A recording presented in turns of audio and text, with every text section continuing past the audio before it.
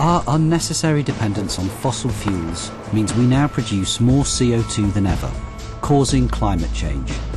Unless we act now to change the source of our energy, we face an uncertain future. Some believe nuclear power is the answer. We believe there is a more convenient solution. Focus must be on changing where we get our energy from and, most importantly, how we use it. Energy is used for heat, power and transport. Transport is largely reliant on fossil fuels, like oil.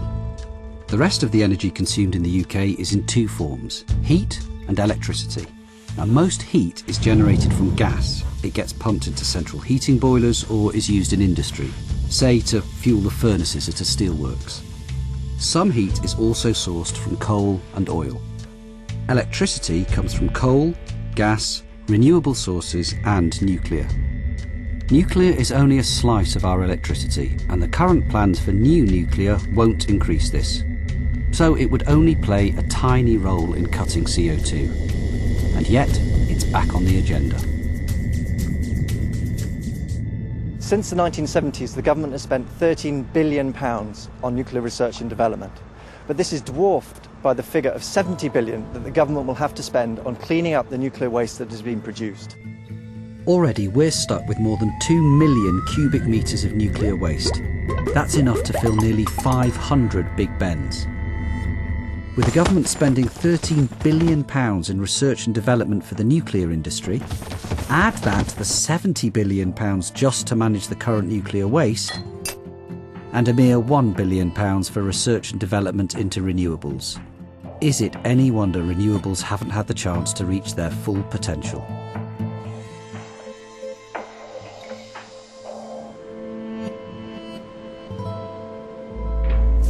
There hasn't been a nuclear reactor built in the Western world for 20 years.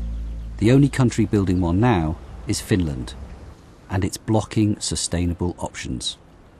The nuclear industry in Finland is arguing that you can have the cake and eat it too, that you could basically invest in more nuclear power capacity and at the same time invest in renewable energy sources and energy efficiency. But I think the empirical evidence so far is quite to the contrary. Finland's troubled nuclear reactor is years behind schedule and $500 million over budget. We have chosen the nuclear path, and that in fact has meant that we have neglected sustainable alternatives like energy efficiency and renewable energy sources. Nuclear power is a hindrance in the fight against climate change because it stops the development of other energy systems and other energy technologies such as the sun and the wind that are vital in the fight against global warming. The nuclear industry would like to build 10 new reactors in the UK. On past experience, this would cost somewhere between 20 and 40 billion pounds, with the first reactor not being completed before 2017 and the final one before 2025-2030. All that time, effort and money could be focused on a better solution. For a start, we could replace Hinkley and other old nuclear power stations that need to shut down soon with large-scale renewables, plugged straight into the grid. For example, wind, wave and tidal. Perfect for our windswept island.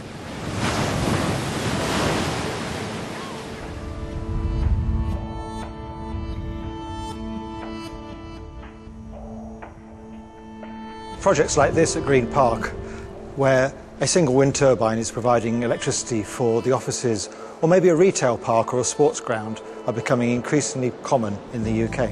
Just a few years ago, I was responsible for building North Hoyle off the north coast of Wales. This was the first major offshore wind farm in the UK and had just 30 turbines. It provided electricity for a small town. Since then, we've seen half a dozen similar-sized projects built all around the coast of the UK. But right now we're on the verge of proving that offshore wind can make a major contribution to the energy needs of this country. And projects such as the London Array in the Thames Estuary will provide enough electricity for hundreds of thousands of homes. Marine power is in an innovation stage. There is a number of different ways of generating electricity power from the marine environment. Waves are very important. You can harness the energy in the waves to make electricity. You can also harness tidal stream and other forms of energy that you can get from the ocean.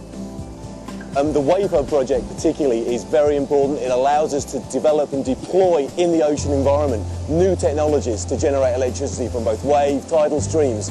It's there and available, and that's great for developers like us. Here in the Bristol Channel there's enough raw energy to power the whole of Wales. And behind us is the first tidal turbine. It extracts energy from the tides and then feeds it into the grid. Now, ocean power could provide about 12% of the UK's electricity, and it could do so in the same time as it takes to build new nuclear power stations.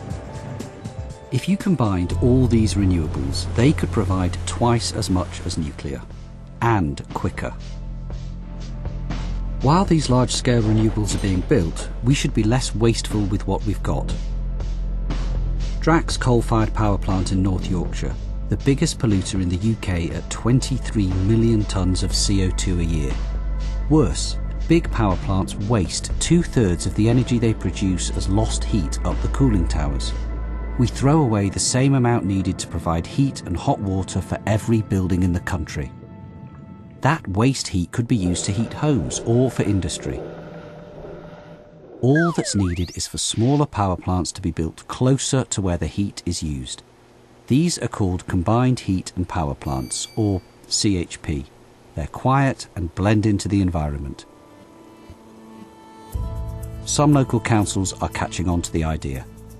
In Southampton, this CHP unit heats homes and large businesses like John Lewis, Marks & Spencer, the BBC, hotels and council buildings, and in summer, even provides air conditioning.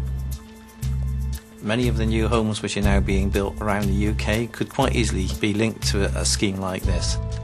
Both the corporates and the householders receive financial benefits. It's cheaper for them, generally 5 to 10% cheaper than the alternatives. Along with heat, CHP could easily generate twice as much electricity as all the proposed nuclear reactors combined, and faster. CHP can reduce reliance on fossil fuels even more by using greener fuels such as waste wood or straw.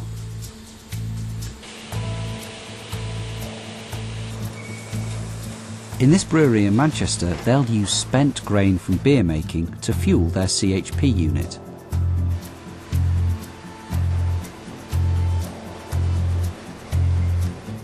Better efficiency is key. We must cut down on the energy we use. Forcing manufacturers to make only A-rated appliances and getting rid of standby buttons. The government says 8% of domestic electricity is used by appliances on standby. We must regulate for better insulation. Millions of buildings and homes are throwing heat away. The government should ban inefficient light bulbs. If the UK switched to energy-efficient light bulbs, it would save 2 nuclear power stations worth of electricity each year. Climate change can be stopped, but reaching for nuclear power is like smoking cigarettes to keep the weight off. It's a dangerous distraction.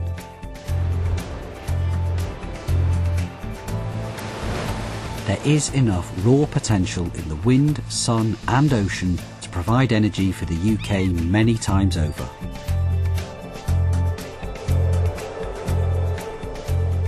With better efficiency, we need less energy in the first place. Add that to a cleaner, more secure system of renewable energy and combined heat and power plants. That's the convenient solution. Make it happen now.